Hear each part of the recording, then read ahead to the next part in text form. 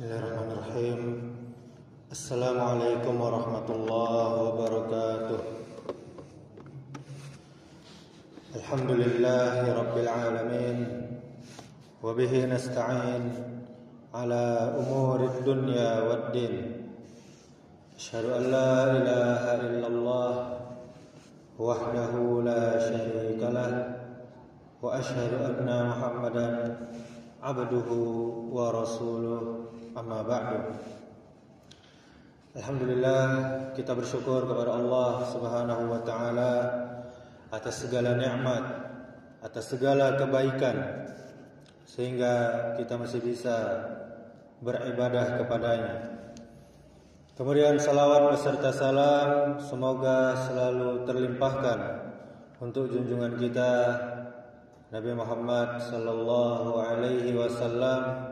Allahumma salli wa sallim wa barik ala Muhammadin wa ala alihi wa ashabihi ajma'in.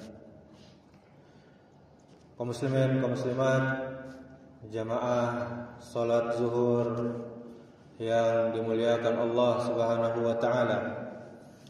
Diceritakan oleh Al-Asbahani dari Al-Awwam bin Hausyab.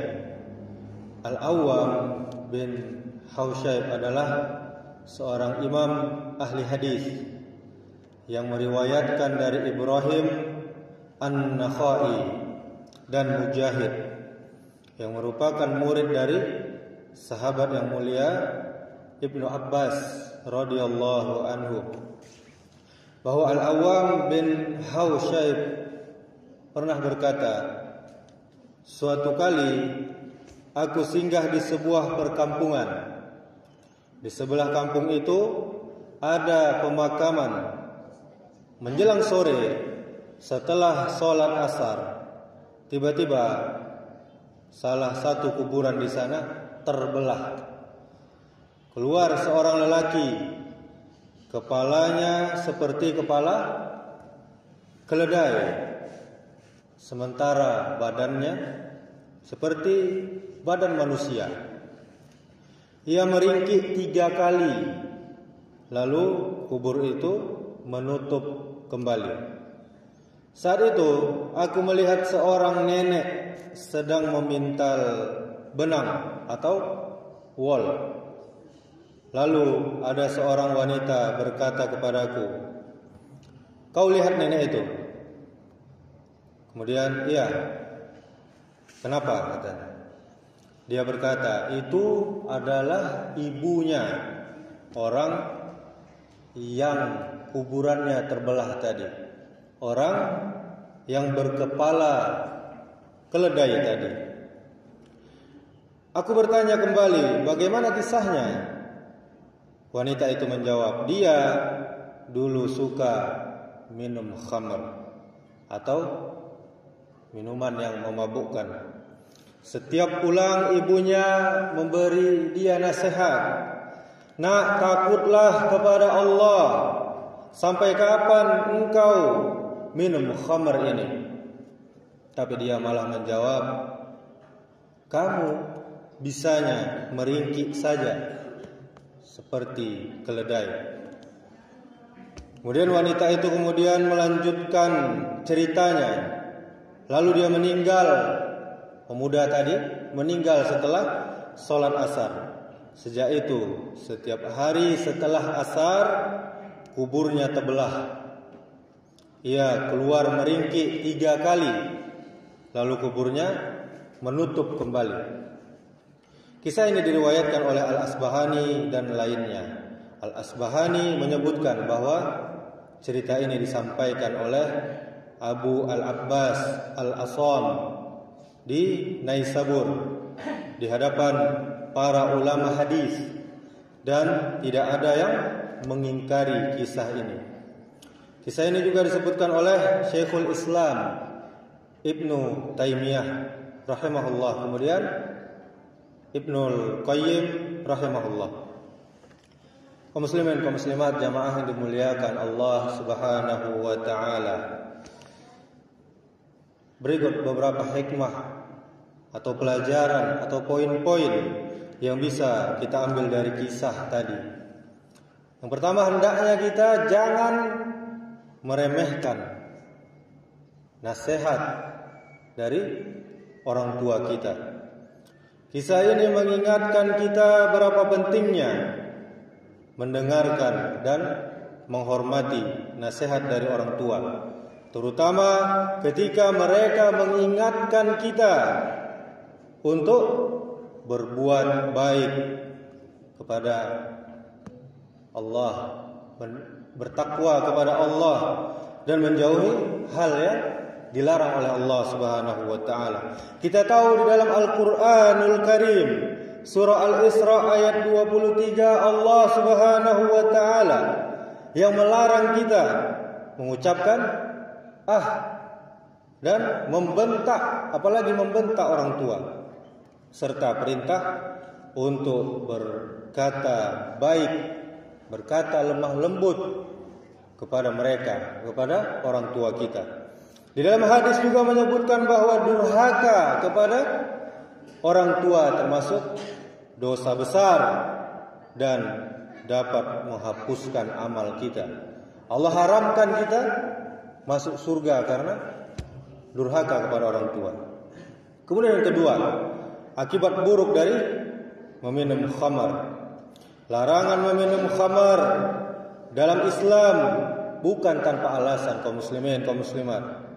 Kisah ini menunjukkan bahwa kecanduan atau kebiasaan buruk seperti minum khamar bisa berujung pada azab, berujung pada siksa yang sangat berat di akhirat nanti. Janganlah ke akhirat, di dunia juga sudah nampak azab dari Allah Subhanahu wa taala. Kemudian yang ketiga, hendaknya kita selalu dan senantiasa berhati-hati dalam berucap, dalam berkata. Kalau kata pepatah, mulutmu harimaumu.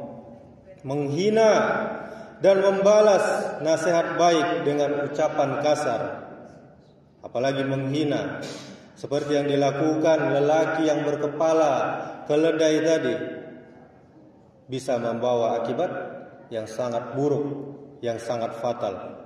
Ucapan kita sangat berpengaruh pada diri kita sendiri, terutama jika kita mengabaikan peringatan dari Allah dan peringatan dari Rasul sallallahu alaihi wasallam. Dalam Quran surah Al-Isra ayat 53, Allah berfirman, "Wa kulli ibadi yaqulu allati hiya ahsan, innash syaitana yanzaghu bainahum, innash syaitana kana lil insani aduwwan mubina."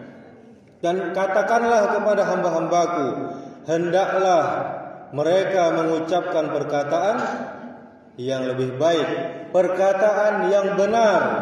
Sesungguhnya syaitan itu menimbulkan perselisihan di antara mereka. Sesungguhnya syaitan itu adalah musuh yang sangat-sangat nyata bagi manusia. Kemudian di dalam hadis riwayat Bukhari dan Muslim, Rasul bersabda, barang siapa yang beriman kepada Allah dan hari akhir, maka berkatalah yang baik atau diam. Kemudian hadis riwayat Muslim, Nabi bersabda, sesungguhnya seorang hamba mengucapkan kalimat tanpa dia pikirkan terlebih dahulu, dan karenanya dia terjatuh ke dalam neraka sejauh antara timur dan barat. Kemudian pelajaran selanjutnya yakni azab kubur, tentunya itu sangat-sangat nyata. Kita tahu Nabi kita selalu berdoa sebelum salam, Allahumma inni a'udzubika min azabil qabr. Ya Allah, aku berlindung kepadamu dari azab kubur. Maka jangan pernah kita lupa membaca doa tersebut. Kemudian pelajaran selanjutnya, waktu setelah asar adalah salah satu waktu yang istimewa. Kita tahu bahwa di dalam Al-Quran di surah pendek ada namanya Al-Asr. Allah bersumpah demi waktu asar. Lalu Allah menyuruh kita menjaga salat asar. Lalu Allah memerintahkan kita memperbanyak zikir di waktu pagi dan sore hari. Lalu Allah memerintahkan kita memperbanyak doa setelah salat asar di hari Jumat, dan asar adalah salah satu waktu yang istimewa. Kemudian pelajaran yang terakhir, kebaikan dan takwa adalah investasi abadi. Kita tahu khatib Jumat selalu memperingatkan kita setiap hari Jumat dengan firman Allah, ya ayyuhallazina amanu taqullaha haqqa tuqatih. Wahai orang-orang yang beriman, bertakwalah kepada Allah dengan sebenar-benar takwa. Maka kaum muslimin, jadikan diri kita orang yang bertakwa kepada Allah. Jangan durhaka kepada orang tua. Dengarkan nasihat dan takutlah kepada azab Allah Subhanahu wa taala. Demikianlah, semoga bermanfaat. Subhanakallahumma wa bihamdika asyhadu an la ilaha illa anta astaghfiruka wa atubu ilaik. Wassalamualaikum warahmatullahi wabarakatuh.